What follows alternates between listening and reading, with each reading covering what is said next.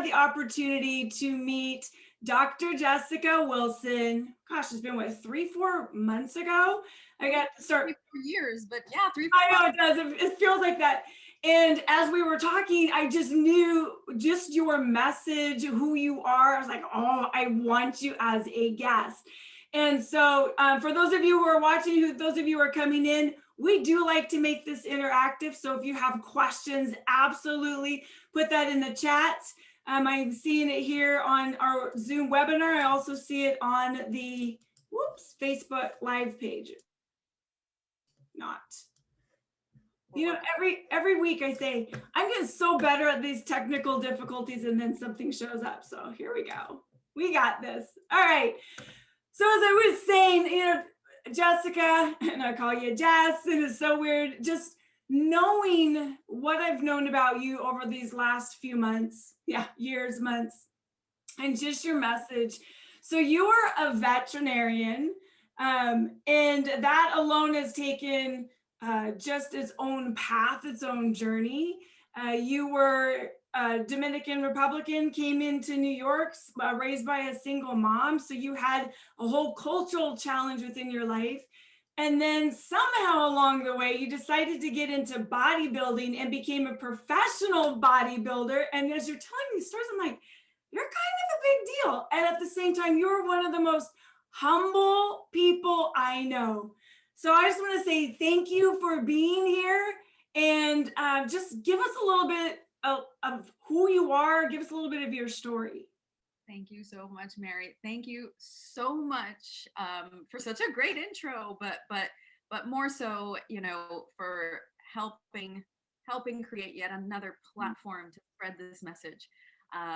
So just like you said, raised by a Dominican mom, single mom in New York City. I was actually born in New York City, but raised culturally as a Dominican, where I knew Spanish before I knew English. I didn't watch Sesame Street. I watched Spanish novelas or soap operas, and that's kind of how I that's just a little bit of my background. It was a lot of background of struggle too, and it's not an unfamiliar story to a lot of folks that are maybe first generation, but it's kind of can be a blanket kind of background for a lot of folks that have overcome adversity.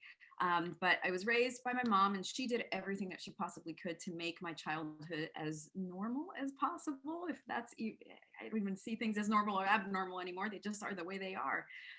But I had a lot of love and encouragement in the home because of my mom.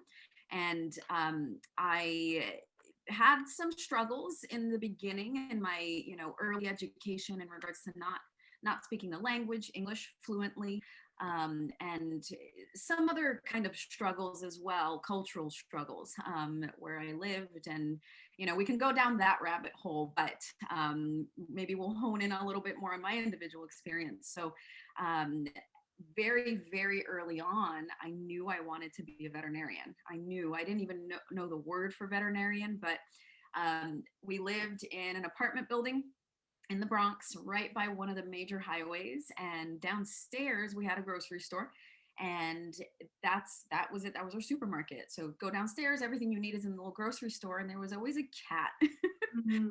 We term them bodega cats, or grocery store cat. That's bodega translates to grocery store, and there was always a cat. And I'm a crazy cat lady. I don't know if you guys can tell, cats everywhere. I've got cats all over the place, and I'm a proud crazy cat lady.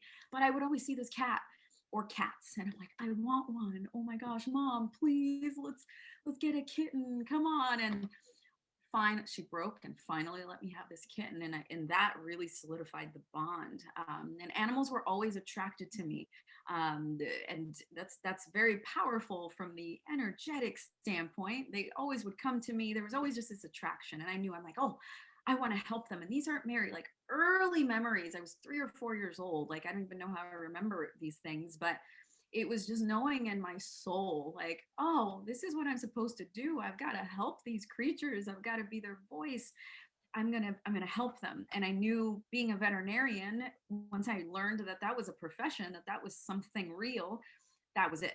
I had no qualms about it, That was it. I was very confident about that decision. Like, I'm 4 or 5 years old, and my mom and other family members are like, "You sure you don't want to be a real human doctor?" I'm like, "I'm going to be an animal doctor," and no one could change my mind. So it was one of those very, very early on dreams. I didn't know how I was going to do it, but I knew I'd figure it out. I knew that in my core, I'd figure it out. And eventually I did. And it was a long process.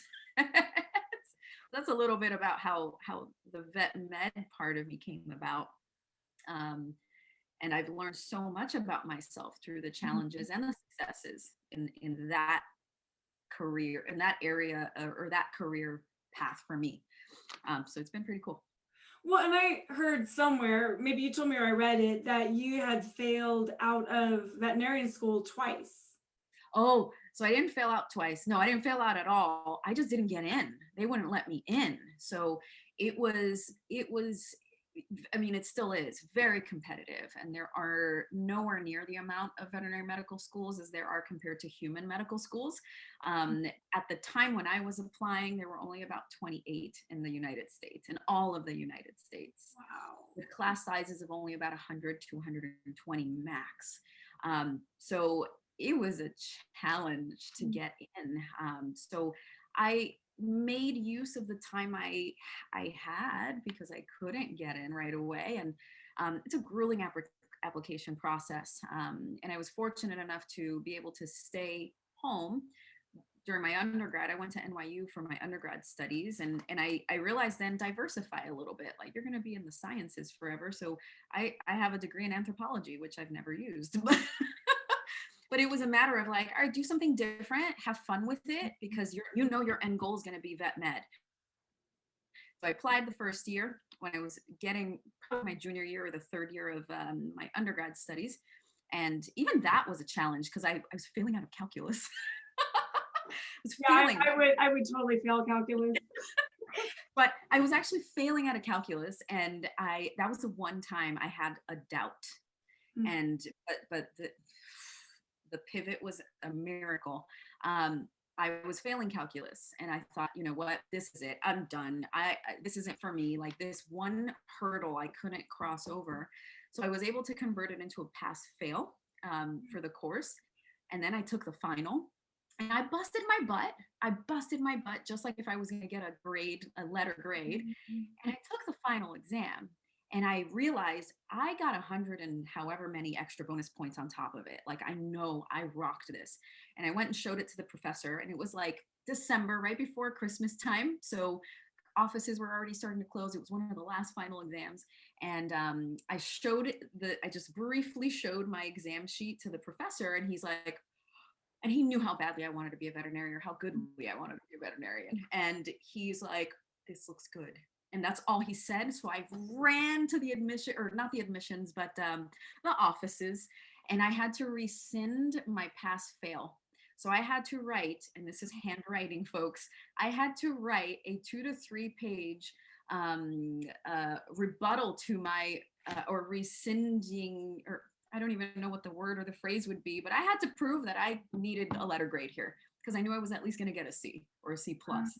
And I did it. And the naysayers are like, "That's not possible. You're likely not going to get it." And I did it. I had never had that fire lit so boldly in my life at that time. It sparked up again later, but I knew, wow, okay, I'm not changing my mind. I'm going to keep trying. So I got the pass, or I got a C. And then I applied, and I didn't get in. I applied to like 10 or 15 schools in the United States. I didn't get in. And it was like, hey, you get the skinny little rejection letter. You know, it's not the big acceptance package. And I'm like, wow, all right. Well, what do I do now? Keep going. I had a job at a vet clinic, and I thought, well, what can I do to maximize the time? Because I don't want to go and get a master's degree.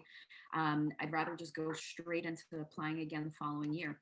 So I worked. I learned a ton about how an animal hospital works from the management perspective. And then I applied again the next year. And guess what, guys? I didn't get in. Not a single interview, nothing. And I improved everything. I took my GREs again. I got a better score. Guys, I'm not stellar on paper. I'm not. I'm very average, not stellar. Nothing really stood out at the time. I didn't get in, and I thought, well, all right, now what? Keep going. I'll give myself one more chance. And the third time I applied, I decided, let me diversify a little bit and let me look outside of the country. And I applied to Ross University, which is where I went to vet school in the Caribbean.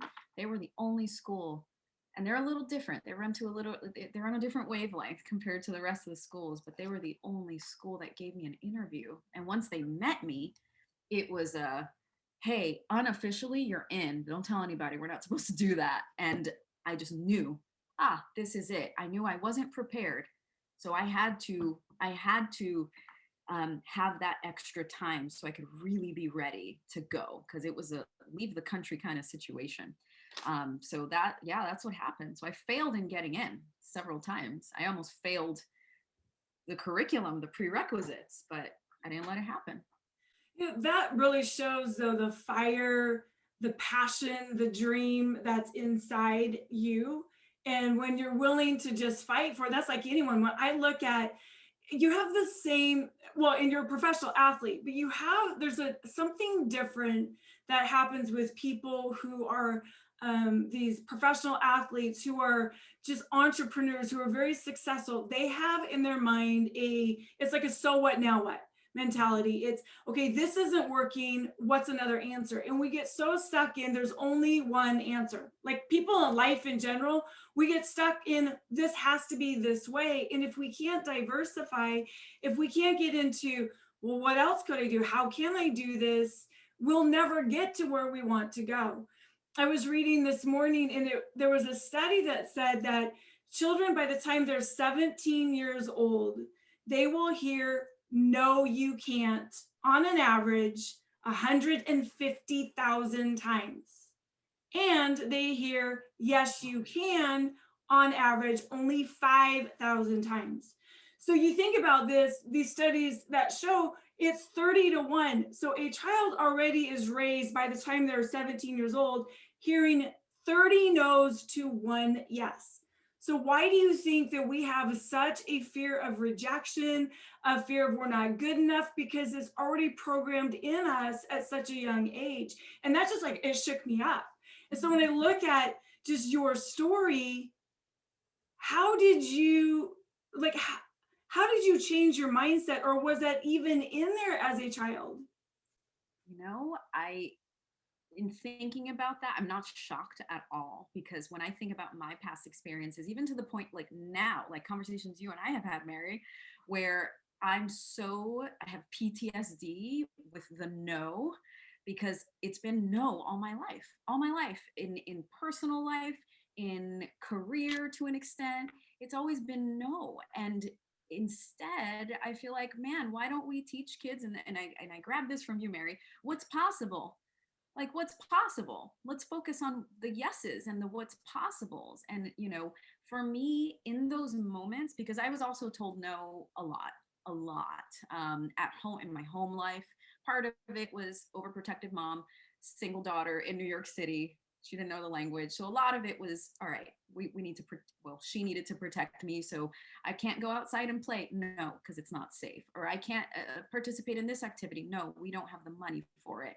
So it's been a lot, in my experience, has been coming from a place of lack. And a lot of the no comes from having a background of lacking, right? Where no, there's no possibility of this. No, you won't make it to there. No, you're not allowed to do this. And I truly feel it's because we've been raised to be rule followers, and I'm over it. And I think that's been a big thing. It's been, how do we raise people to be in line and follow rules? I think that's honestly where all these no's come from. Where, you're born, you go to school, you go get a job, you work that job, you retire, and then you die. And that's it. Anything that's out of the norm of that convention, it's a no, no, no, no, no. So it's such a dream killer for a lot of people, especially children. And when I think back to that, where I'm like, all right, I didn't get in again. I didn't get in again. And even before that, when I was blatantly told because of my resume or my grades and my experience, I applied to another undergrad. I won't name it, but I almost got offered a full ride and I declined because the admissions counselor told me, you're not going to be a doctor. You don't have the grades for it. The odds are totally against you. You're not going to make it. I don't advise that you do this. Mhm. And I said, thank you very much for wasting my time. And I left and I didn't look back. So for me, it was when you get stuck between a rock and a hard place, you go into survival mode. And I realize now that what I was doing was surviving. My dream had to survive. My dream had to survive. So I had to make a decision. All right, do I give up on it? Hell no, I'm not doing that. So I have to figure out another way. And it's not going to be a quick fix. It's not going to be an immediate pivot and you're there. But my dreams were in survival mode. And that's really how I saw it, because the conditioning of all the no, I couldn't align with it. And I hope that other people see that they shouldn't need to align to resistance or the no or the pushback. Your dreams are doable, totally. You just have to find other ways. Well, and that's when your dream is so strong and it's that fire, right? You didn't give up on it. And the survival mode for it's fight, flight, or freeze. Yours became fight because you believed in it so much. And something happens often along the ways where people have that fight, and then all of a sudden, if the no's are too strong, or maybe they don't have a strong support structure, the dream starts to die. Did you ever find part of the dream, even after you became a vet, did it ever start to die? Oh yeah. Oh yeah. Oh gosh, yeah. So the dream was always help the animals, help the animals, help the animals, right? That's always been the dream. And I still do that. I just do it in a different way now. I didn't realize I could do it in other ways where I can save my sanity and keep myself whole. But the dream almost died. And this is where bodybuilding kind of came in. And the dream almost died for a number of reasons. Part of that was a lot of imposter syndrome that I didn't realize I had. I didn't understand what it was. I just didn't get that until many years later. But I went to veterinary medical school. I developed an interest in a specialty, a very specific specialty, dentistry and oral surgery for dogs and cats. And I knew in vet school, I'm like, all right, do I want to be good at everything? Ooh, I don't know if that's a strong suit for me to just be good at all of it. Maybe I want to hone in on something specific and really be a master at that, right? And dentistry was it for me. I'm like, oh, great. I can have a quality of life. I can do anesthesia, which I love. I can do radiology, which I love because we're, taking dental x-rays and all the same stuff that you get at your dentist, I would do for the animals. Nothing's really an emergency, luckily, so I can be disconnected, unplugged, and keep my sanity, right? So I'm like, okay, great. This is and I do surgery. I love doing surgery. So I'm like, great, this is the specialty for me. And I kind of ran into it kind of on accident. But I decided, all right, I can graduate and be done and still practice dentistry, not in a specialized way, but hop in and start practicing medicine. That's the cool thing about veterinary medicine is we don't have to have all that advanced training. We can just graduate, get our licensure, make sure we're licensed in whatever state we're going to practice in, and we can just start practicing medicine, which is great. And so I thought, well, I could do that, or I could hone in on the one thing, right? The one thing that I really do, the one thing. See, it comes back to us. And I decided, all right, I'm going to do an internship. So that's a year long of suffering, but for the greater good, because it's very low pay. It's extraordinary amount of hours, lots of emergency medicine, lots of great preparation. So I don't regret it. It was just very uncomfortable when going through it.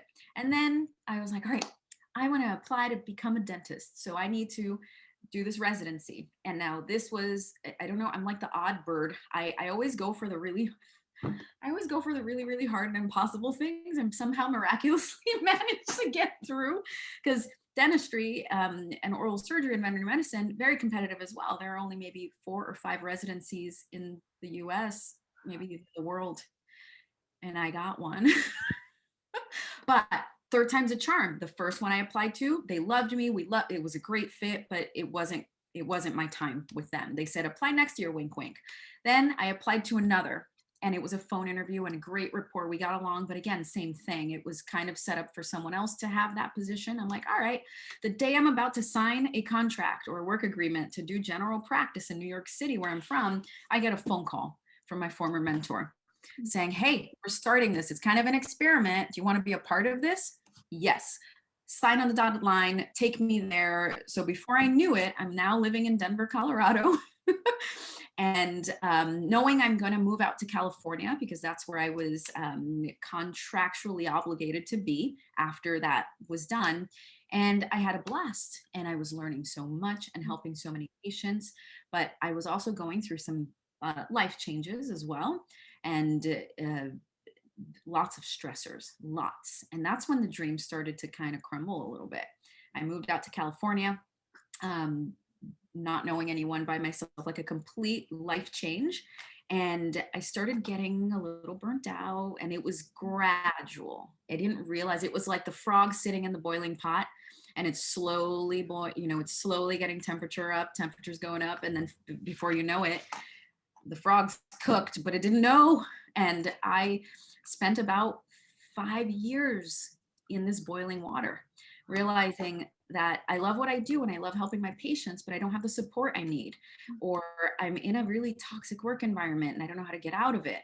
I didn't know how to stand up for myself. I was brand new at this, flying solo, running my part of this practice, and not really able to grow because of a variety of reasons. And I started really resenting the profession, resenting the profession, to the point where I wanted to quit completely.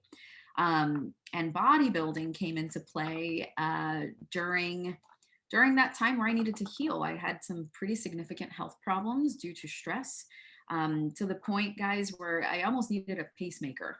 My heart and my nervous system were not communicating properly, and I was collapsing. I was fainting. I had to go on medication. So it was a really unusual time in my life. And I decided I need to do something for myself. Bodybuilding, I just got this interest in bodybuilding, and it kind of came from Instagram. When it was newer back in 2011, 2012, I'm like seeing these women in glittery bikinis and these clear shoes, which bring some connotation to them. And I'm like, wait a minute, who are these women? Bodybuilding, what's that? Like, women do bodybuilding and they still look like women? And they're not strippers, and they're not like doing other things.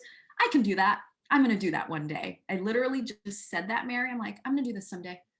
And fast forward, got it done. But really, truly, the bodybuilding was my form of self-care, because I was losing so much love and passion for veterinary medicine at that point. And it was because my cup was empty. I was so burnt out, and I didn't realize it. Now, it never affected my patients, but I know it affected the way I interacted with people.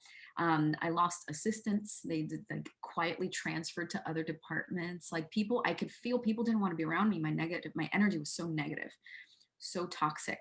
And that's not who I am. So that's when I started losing the passion for veterinary medicine.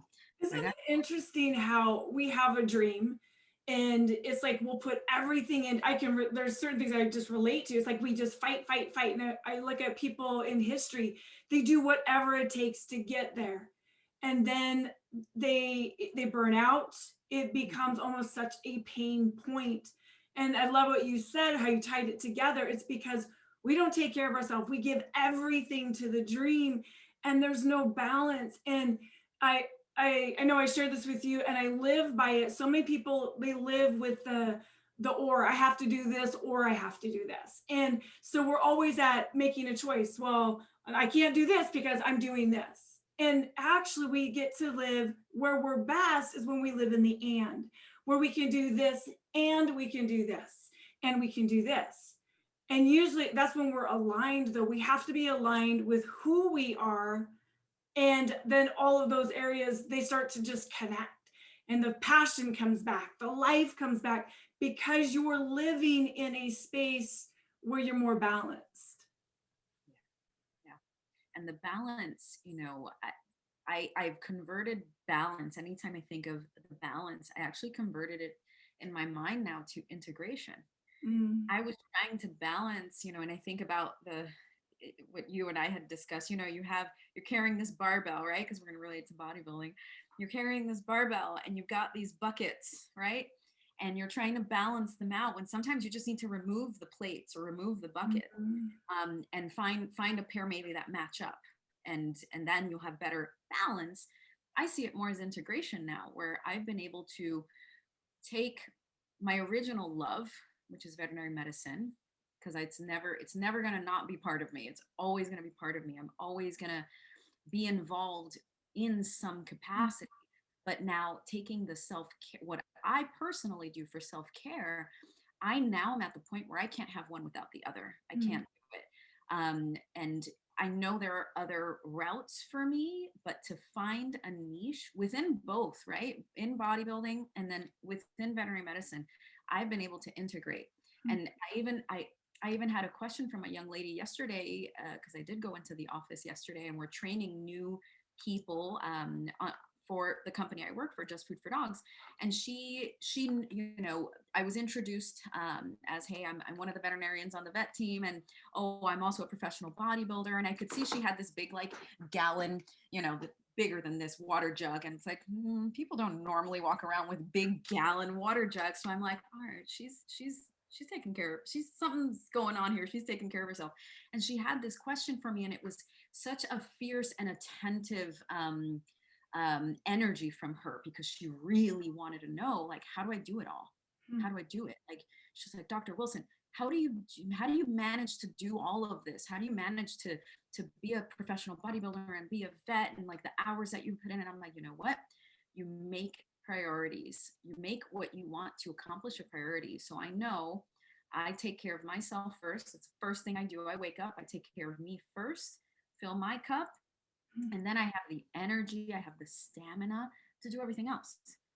And and to me, I now can't have one without the other. I really, if I don't have that ability to take care of myself by moving my body, by getting my mind space right, then I feel like I know I'll be lacking in all the other areas of my life. So it's been pure integration for me. And I've been very fortunate in that I'm in this position. But when I think back, I'm like, I designed this, Yes. created this with the grace, right? And a lot of help. But I'm at a point in my life where all the puzzle pieces are finally fitting. They're finally coming together. Are they complete? No. Mm. There are other things, right? There are always other things. Like, once you reach a goal, then the dream of another develops. I know I read that somewhere. I don't remember where, but that's how I've lived my life. It's like, Mm. all right, you have this goal, you have this dream, and I'm learning that as soon as I accomplish it, there's another, Yeah. and another, and then another. So, maybe it's an overachiever's thing. Maybe, I don't know.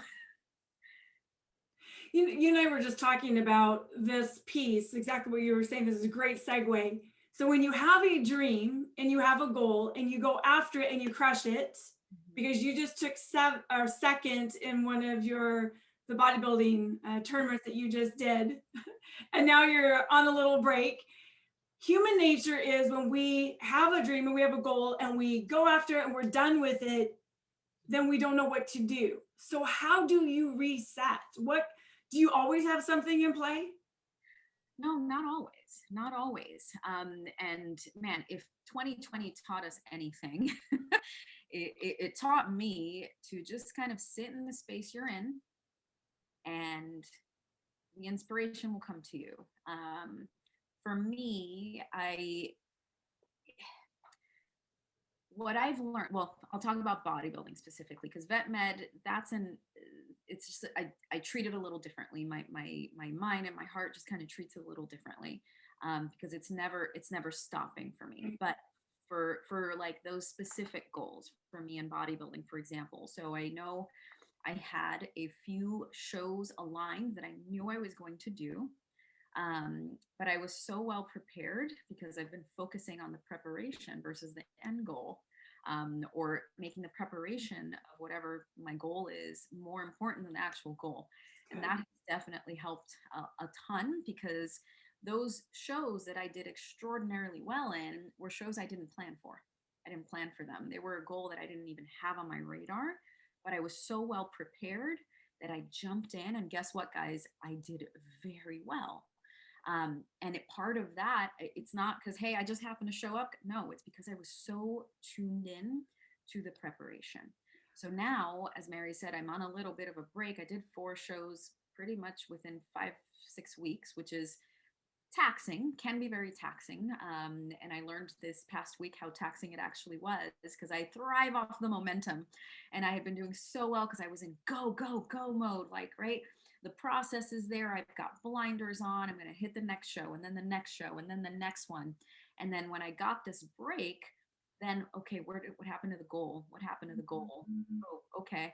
Well, the goal's over there because I'm not hyper focused on the goal. I know it's there, but now my processes got a little disrupted.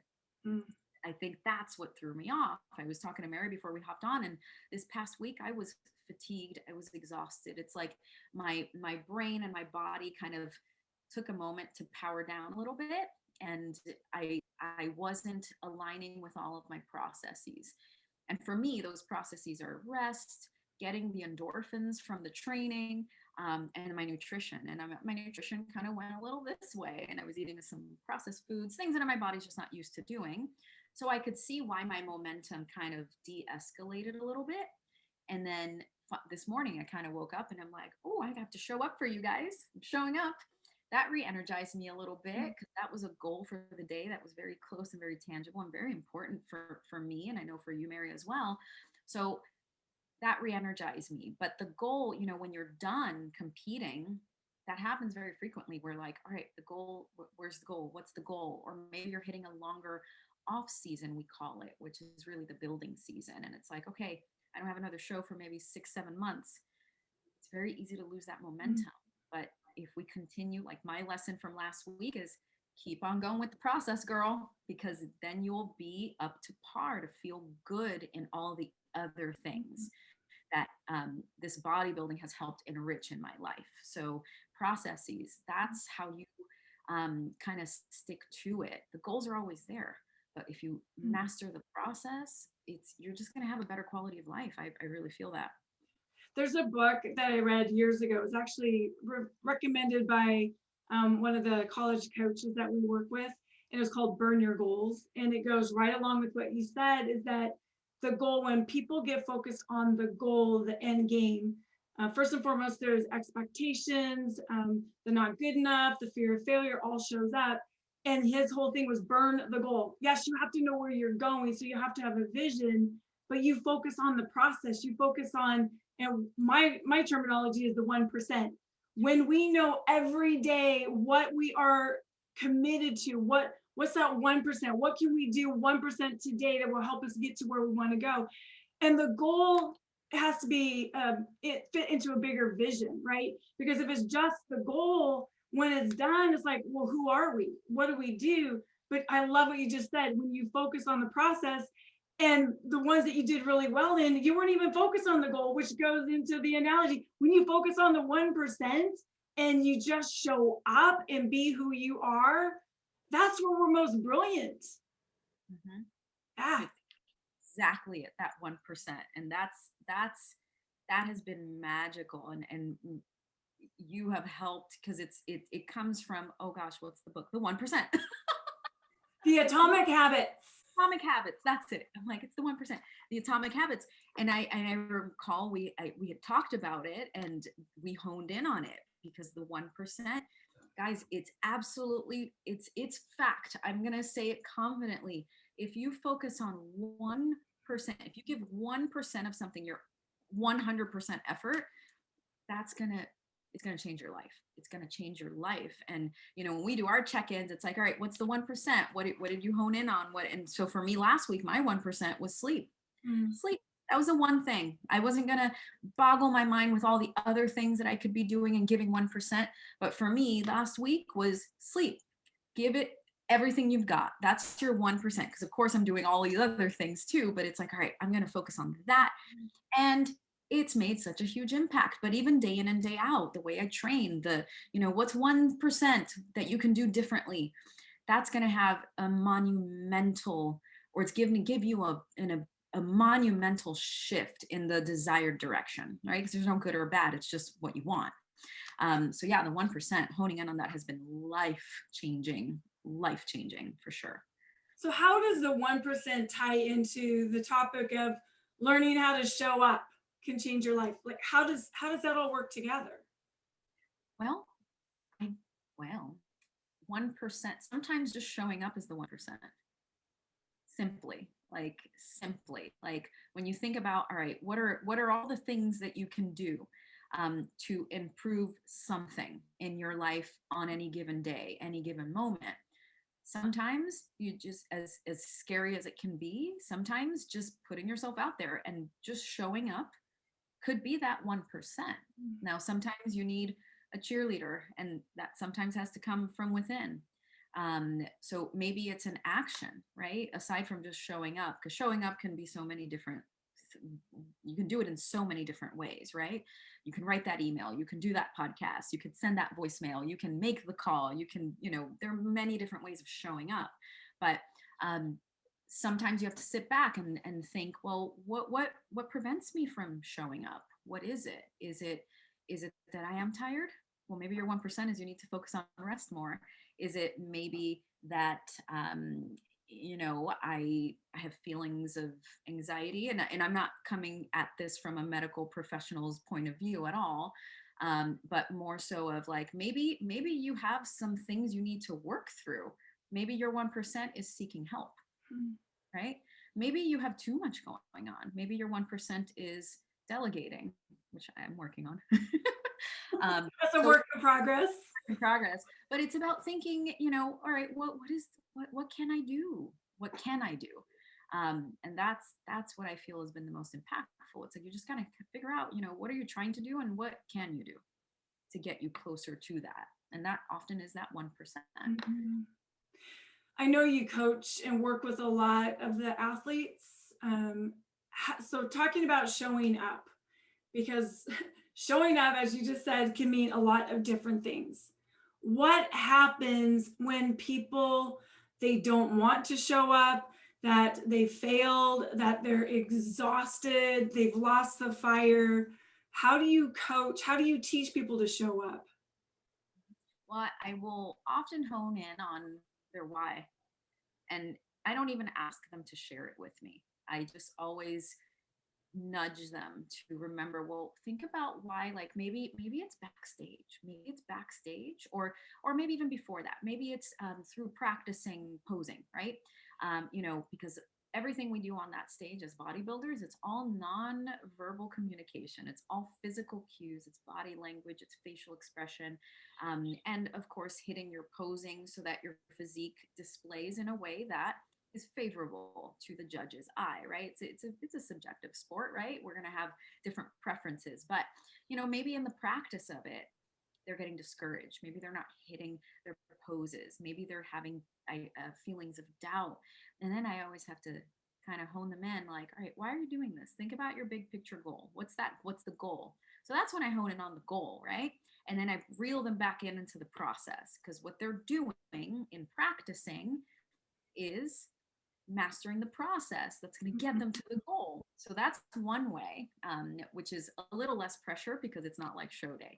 Now, scenarios where I have been able to help athletes right before they get on stage, even pros like me, like girls that are in the line with me that are panicking or getting in their heads, or they've got the backstage jitters and they're like, oh my god, this is like, I'm gonna mess up. I've done this many times. Hey, be present. What are you doing? Why are you thinking about what could happen? You're not even on the stage yet. Why are you thinking about what happened at the last show? You're here right now. Embrace this. This is your moment. Like, in bodybuilding, like, we're all really friendly. Stage time, it's war. But prior and right after we're off that stage, I mean, we're the best of friends. So it's a matter of cheering each other on. But it's been a matter of getting those people, and I apply this to myself too. If I get in my head, I'm like, oh, you're here, be present. And it's this practice of mindfulness that, I feel like that word has been overused and maybe utilized in different ways. But it finally clicked for me recently, that mindfulness of really, truly being in the moment, in the present that you're in, and really dropping anything else, right? If you keep thinking about what happened before, that may sabotage you now. If you think about what could happen, well, then you're just going to be nervous the whole time. So it's really about honing in on the very moment, the present, where again, you're about to walk on that stage. It's your time to shine. That's the way that you're showing up. So get out of your head and let your body just drive you. Because if you're still in here, you're going to question everything. That's when mistakes happen. You've prepared, right? So if you've prepared, just let it all go and let your body drive you, and you'll see what happens. And most of the time, it's gone very well. For those that I've been able to help with that kind of shift in mentality. But I have to remind myself as well. The lights are on, the music, they make the announcement, Jessica Wilson from California. And I'm like, drop it, go. And then I have a blast. Yeah. And making it fun too. Well, and it correlates to business. We have a lot of people who in business who watch this, and it's not just stage. It could be a presentation, it could be a sales presentation, it could be running a meeting, it could be sharing a different idea. And when we can just go, what can I do right now? What's the process?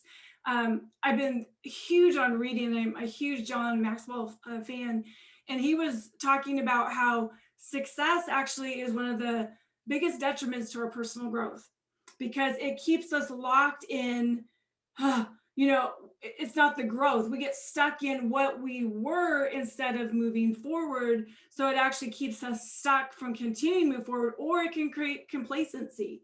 And so it's a new day. I always say this is day one. So whatever we're doing and how we show up, it has to be for this moment. It's not for tomorrow. It's not for next weekend. It's this moment, which is our 1%, right? It's being focused. What can we do? I love it. What can we do? Focusing on the positives, right? The possibilities versus the no's and the failure. Now, failure, I think, is the most important lesson in anything you do, because it's a learning opportunity, right? And from both the veterinary medical standpoint, the bodybuilding perspective, the leadership role I have now within the company I work for now, failure has been such a blessing in so many ways. My own failures, other people's failures. Why? Because they're all learning experiences, and you have to have the contrast, right? You can't be on cloud nine all the time, because you either take it for granted or you get complacent, or you don't progress anymore. There's nothing else to push you. It's like you reach the goal, you reach the pinnacle of what you wanted, and then what? Then what? Right? So I think failure is a beautiful thing, and it's uncomfortable. It's so uncomfortable, but you need that contrast so that you can learn. Okay, maybe that's the learning opportunity to figure out what your 1% is. Yeah. Right? You can learn, okay, what do I do differently? What do I have to do differently? And in any area of your life, right? Because I forget, of course, we're on business talk, but it's exactly right. You're going to have a presentation, you have a proposal, you have an idea. Well, what do you have to lose? Be in the moment. Try and release the baggage of the no's you've heard in the past. Because I'll admit, I had a little PTSD with the whole no situation. When I had come from a corporate practice where everything was a no, or everything was well, we have to get approval. We have to go through this person. We have to jump through hoops of fire while lions are chasing you, and you're, ridiculous. And now I work in an environment where we're all about possibilities, and it's very refreshing. It's surprising and a little uncomfortable, but having the contrast that I've had has helped me appreciate the moment now, and then definitely honing on the 1% in every way. Tiffany says, fail forward with grace. Yes, Tiffany. I love that. Love that. Fail forward. Failing forward is a little more fun than I used to think. Now that I got the grace part down. That takes a lot to learn and develop, right? So I'm going to actually open it up. If there are people who have any questions, definitely you can put that in the chat, whether you're on the Zoom webinar or on Facebook Live. I have both of them up. So absolutely love any type of questions. And I will ask this one because I'm going to beat Kirill to it. He always asks, what's your why? Like, why do you get up every day to do what you do? My why. Now, my why has evolved, and it's probably going to be different right now when I answer it than it was maybe 5 minutes ago. My why has turned. So my big picture why is I want to help people show up. I want to help people see their potential. I want to help people see the world of infinite possibilities that exists, and it really does exist. Um, that why, I feel that why has changed quite a bit through the contrast, through the experiences that I have. Before, it was all about the animals. It was about helping those living creatures, those organisms, and maintaining and upholding the bond that those animals have with those guardians, the humans, that care for them in this world. And that's still part of my why. Help them be healthy, help them live longer, help them have the best quality of life. But guess what? Those animals have taught me a lot because they're very much in the present. They're very much in the present. They're very much in the now. They their 1% is, it's so simple. It's giving and receiving. It's so simple. And that has definitely affected me. Now that I see it differently, now I see it not so much from the academic perspective, not so much from the doctor's hat, but more so from, hey, we're all here in this rock. It's spinning really fast, and we're being launched out into space. So why are we kind of focusing so much on the minutia, the day, the stuff that gets us down? Why don't we look at the big picture? And for me, what the animal world has taught me is be here, be present. I look at my cat, I look at my dogs, and I'm like, they're so in the moment. Yeah. Why did we forget that? Why? So it's truly a big part of that why. And they show up for me when I need them. So I'm going to start showing up for people when they need me. And I'm going to show up the way I am, my authentic self, just the way that my cat Rupert shows up. He is just himself. He has no qualms about being himself. He gets what he wants. Then he's a cat. They're very manipulative, right? But truly, it's about just be you. And if you went through adversity, if you went through all those no's, realize that they don't have to define who you are the way you think. They can help you figure out who you are because of that contrast of maybe it's, somewhere you didn't want to be and you made that 1% change to end up where you are now. So it's really my why is I want to help people show up just the way that I have been led to show up and be who I really am. And I've never been happier. And I want that for everyone. I want that for everyone, no matter what you're doing, whether it's sports, whether it's business, whether it's medicine, whether it doesn't matter. I want you to be happy and I want you to show up. And that's why I'm showing up. Wow. I love that. So Kirill says, I love that your why changes. I've been struggling with a constant why. To me, my why is contextual and dynamic. As I evolve as a person, leader, friend, employee, employer, my why evolves with me. It's so true. It has to. We change. Why can't our why change? Yeah. Right? Well, and there's a foundational piece, I believe, that is still there. You talk about being authentic, yet it moves with us. How our brand and who we are, that also, it's who I want to be known as. That's a guiding light. And that still sometimes shifts.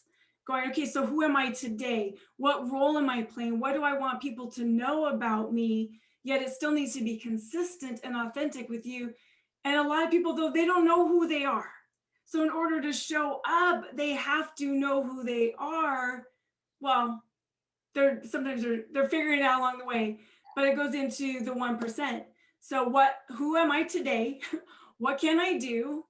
And how do I just get up and make my bed and just do that? And the more we take action, the more we check in saying what's important to me today. That helps us discover and uncover even deeper layers of ourselves. Yep. And I want to kind of add to that, and this is very personal, but I'm going to share it because I'm kind of an open book.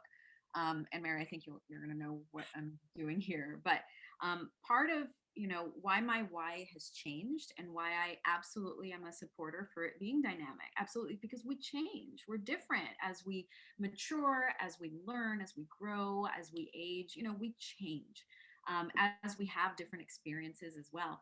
And I'm going to show you guys, and I'll cover up my mom. But so the reason my why is what it is today is because this was my why when I was born, and then I lost it because the world happened and life happened. So that little girl, I don't know if you guys can see, that's me when I was 3, 4 years old. When I had the big dreams that are coming true today, I forgot her. And I would definitely suggest for all of you, get the emotions under control, girl. I would honestly think about your big dreams when you were a kid. Think about how you thought about the world, and think about what your why may have been when you were young before life started happening, right? Because we've all been through ish, right? In some way, shape, or form. And what I realized, and it took a lot of help, Marion, you're one of those key people that helped me figure this out, is that I lost who I was because life happened. And sometimes we just have to hone back into who we really are. And maybe you got to look back at who you were as a kid, because that's pure. The wants and the desires that you had as a child, those are pure and so intentional, right? So that might be a way to help you figure out what your real why is, or at least get closer to it if you're in that state of limbo where you're not quite sure. It doesn't have to be rigid. It can change. It can absolutely change. There are no rules, guys. There are no rules, except find your authentic self and live that way, right? So I just wanted to share that because that little girl, she back. And She she's not is back. She she's is back. back. Yeah. Serious. She's exciting and she's excited about life. She wants to show up, and I lost her and I'm never gonna lose her again. So that's how I found today's why. I love it. I love it. Well, we are getting ready to just close this off. So if there's any last minute questions or comments, absolutely put them in. And as they're doing that, oh, here's one. Tiffany, I wanted to be Julie from Love Boat, organized, facilitator, fun, get shit done, ensure people have amazing experiences. Tiffany, you are that person. Yeah. Final thoughts. This is your soapbox. Anything that you didn't share that just is burning in you. What's that message? Just don't be afraid, guys. Don't be afraid. I remember Mary, I think it was you, because I needed some help, guys, throughout the struggles that I've had to overcome. But fear is a liar. Fear will mess you up. Yeah. Fear is there to mess you up. Fear can be the useful a little bit, right? Like preservation of self a little bit. Like, yeah, you're not going to go into the cave with the bear, right? Because that's just silly. You're not going to make it, right? But fear is the biggest liar. Stop giving into fear. Fear is not your friend when it comes to your dreams. So you're going to hear a lot of no's.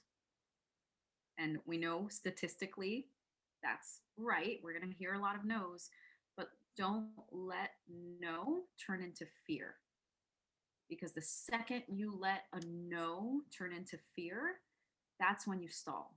And that's when you lose yourself. And that's when you give up on your dream. So don't let fear lie to you.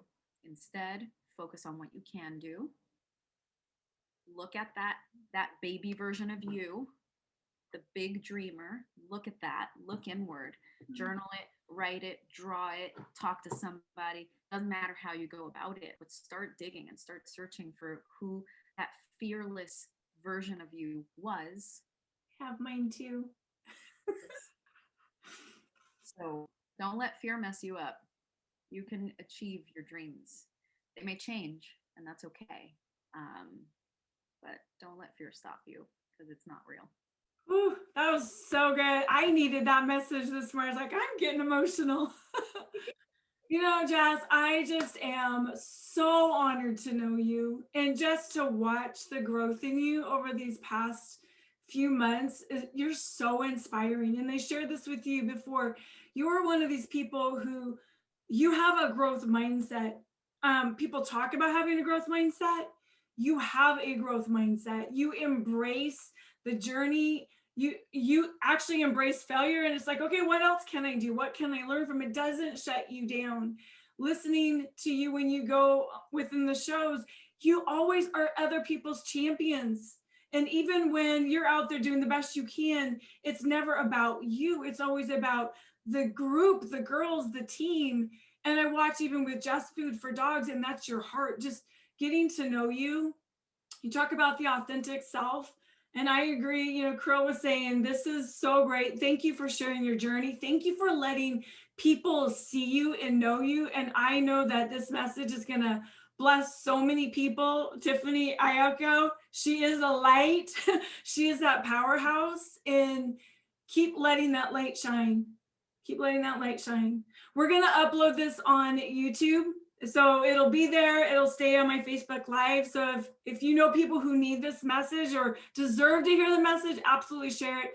And then we'll also upload it on our Apple Podcast.